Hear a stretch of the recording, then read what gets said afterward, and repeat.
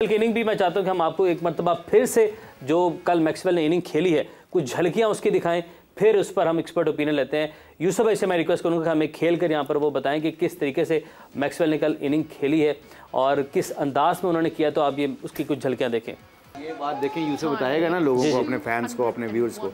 मगर किसी ने आज मैं देख रहा था ट्विटर के ऊपर लिखा होता है इसे लेटा हुआ था क्रैम्प्स की वजह से, तो किसी ने कहा कि अगर तुमने पाकिस्तान को हराना तो मेरी लाश के ऊपर से गुजरना। ये दिखाएंगे आज हमने निकाला है पूरा सेगमेंट निकाला है मीम्स का, पूरे मीम्स का सेगमेंट निकाला। और बड़ी अच्छी थी, हमने काफ़ी निकाली हैं, अभी आपको सब दिखाते हैं। कितना मुश्किल है यूसुफ भाई ये क्रैम्प्स के साथ खेलना, हैमस्ट्रिंग के साथ खेलना। अच्छा, ये क्रैम्प भी हो सकते हैं और इसकी बैक की इंजरी है, बैक की इंजरी है, उसको क्रॉनिक इंजरी है। लेकिन कल तो क्रैम्प्स लग रहे थे ना, पता नहीं अब अल्लाह ही बेहतर जानता है क्रैम्प से या इसको बैक इंजरी भी है, दोनों चीज़ें हो सकती हैं। अच्छा, तो ये जब आपकी टांगें आपके साथ नहीं देती तो फुटवर्क पे कैसे खिलाड़ी ओवरकम करता है? मुश्किल तो होता है। अगर आप हमें कुछ करके बताएं कि क्या मैक्सवेल ने कल किया। नहीं देखिए, मैक्सवेल का हो सकता है कि वैसे तो वो एक ऐसा प्लेयर है कि वो जब भी खेलेगा तो मैच साइड पे कर देगा, लेकिन ये कभी कभार है। आप इसको वो नहीं कह सकते कि रोज ही ऐसा है। लाइफटाइम होता है। जब भी ये जैसे हम फखर के बारे में जब चलेगा तो ये मैच खत्म कर देगा, तो ऐसी इनिंग फखर के रिकॉर्ड तोड़ा है। अगर आप इसका देखें ना, इसने जो हिटिंग भी की है, एक तो बड़ी अच्छी चीज़ थी, ये खेला करीब है, ये नहीं कि इसने इधर से यूं मारी हो। एक उसने स्कूप मारा था, वो देखें अगर आपको वीडियो, तो बिल्कुल उसका हेड बॉल के ऊपर था, ऐसे बड़े आराम से मारा है। तो ये एक तो बैलेंस, एक उसका हेड और बॉल को वो करीब खेल रहा था, और जो हैंड और आई कोऑर्डिनेशन थी उसकी वो बहुत ज़बरदस्त थी, क्योंकि टांगें तो उसकी चल नहीं रही थी। जिस तरीके से उसने शॉट्स खेली हैं, और सबसे बड़ी चीज़ ये है कि वो गैप्स में खेला है, ये बड़ी अच्छी बात है। अगर आप उसकी शॉटें देखें, जो उसने चौके मारे हैं वो गैप्स मारे हैं जितने भी उसने खेले हैं, ये बड़ी ज़बरदस्त चीज़ थी।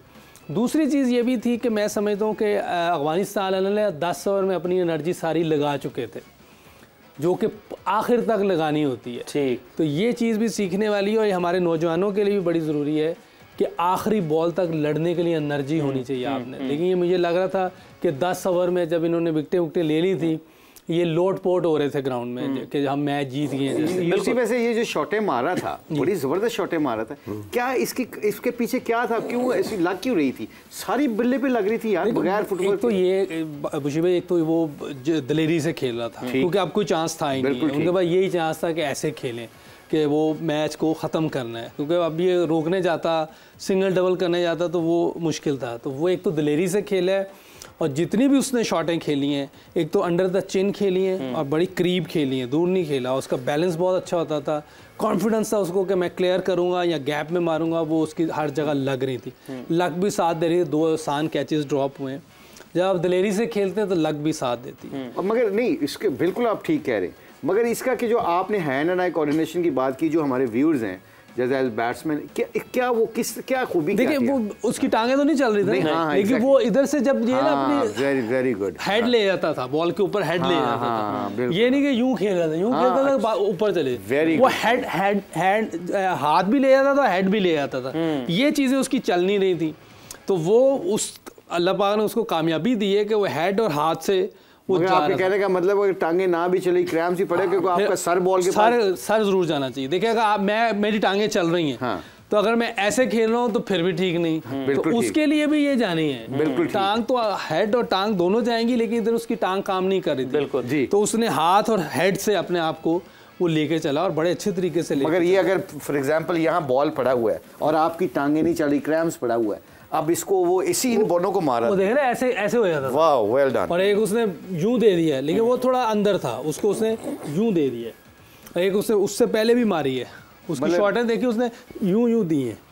मतलब जो पुल मारने वाली थी वो यूं दे देता था, उस पर भी ये हेड जितना आगे होना चाहिए था, लेकिन जो आगे से दी उसमें फिर वो गया है। तो ये बड़ा जरूरी होता है कि आपका ताकत, आपकी स्ट्रेंथ आपकी बाजू में चाहिए, रिस्ट में चाहिए, क्योंकि ये तो आप हिला नहीं रहे। अगर आप देखें, उसके बाजुओं की स्पीड बहुत ज़्यादा थी, बहुत तेज़ उसके हाथ चल रहे थे। फिट तो है इसमें, तो कोई उसकी ये आर्म स्पीड तो है, बहुत ज़्यादा है, तो उसकी आर्म स्पीड भी है, हेड का भी इस्तेमाल कर रहा था, सिर्फ टांगे नहीं चल रही थी उसकी, लेकिन उसके बावजूद उसने ज़बरदस्त शॉटें खेली हैं। और वो आप देखें जिस तरह उसने ये, वैसे जिस तरह यूसुफ ने डिस्क्राइब किया ना जी, ये जितने भी हमारे व्यूअर्स हैं, ये सबसे इम्पोर्टेंट चीज़ पता है क्या है कि आपकी टांगें चलें या ना चलें। आप खेल सकते हैं। मैं पूरा इस पूरे सिनारियो में यूसुफ साहब ने जो बात की है ना, यूसुफ की इतनी अच्छी बात है ना कि आपका सर बॉल के पास जाए, और वाकई पीजे मीर साहब ने एक बड़ी अच्छी बात की कि every ball was hitting in the middle of his bat. उसकी वजह पता क्या थी? क्या ये जो यूसुफ ने कहा, जितने भी व्यूअर्स सुन रहे हैं,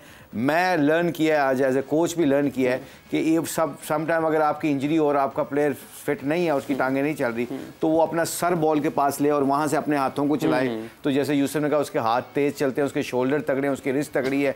जब ये 2-3 चीज़ें तगड़ी और सर आपका जा रहा है, जैसे पुल भी मार रहा तो इधर से ही मार रहा था, बिल्कुल आगे से मार के ऐसे ही करता था। बिल्कुल। तो आई थिंक ये थैंक यू यूसुफ, बहुत अच्छा। एक चीज़ हम सब नौजवानों के लिए बड़ी लर्निंग की है, जो फ्यूचर में पाकिस्तान में खेलना है, क्योंकि ये जो कल अफगानिस्तान ने जल्दी किया है ना, जो 10-12 ओवर में वो अपनी एनर्जी लगा बैठे थे सारी, तो ये आखिर तक लेके जानी बिल्कुल बहुत ज़रूरी होती है। ये मेरा ख्याल है 91 पे वो मैच जीत के हुए थे। बिल्कुल ऐसे ही।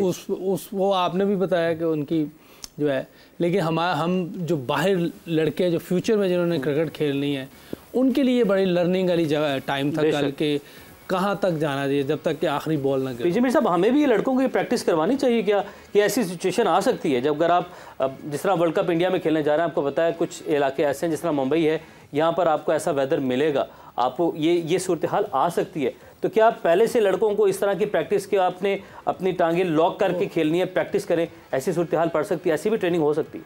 हमने किया हुआ है कैमियोज। आपने नसीम शाह का देखा है, आपने रिजवान के देखें, कैमियोज हो जाते हैं, कैमियोज चलते हैं, लेकिन ये बहुत बड़ा कैमियो था। ये कैमियो नहीं था, ये तो मेरा कहता है वो क्या लफ्ज़ इस्तेमाल किया, लाठी चार्ज थी, लाठी चार्ज था, टोटल लाठी चार्ज। तो ये कहाँ गई जब इसने 200 कर दिया। आपका 70-80 का तो कैमियो चलता रहता है, बिल्कुल। कहीं ना कहीं आप देखो हर टीम में ये चल जाता है, बिकॉज है ही क्रिकेट इस फास्ट पेस की। लेकिन बेसिकली अगर तो आपने ये कैमियोज चलाने हैं, वो आपको उसी वक्त ही रिदम मिलेगा जब आप बैटिंग करते हो। तो स्वीट स्पॉट अगर आपको मिल गया ना, तो you can do anything at that any time.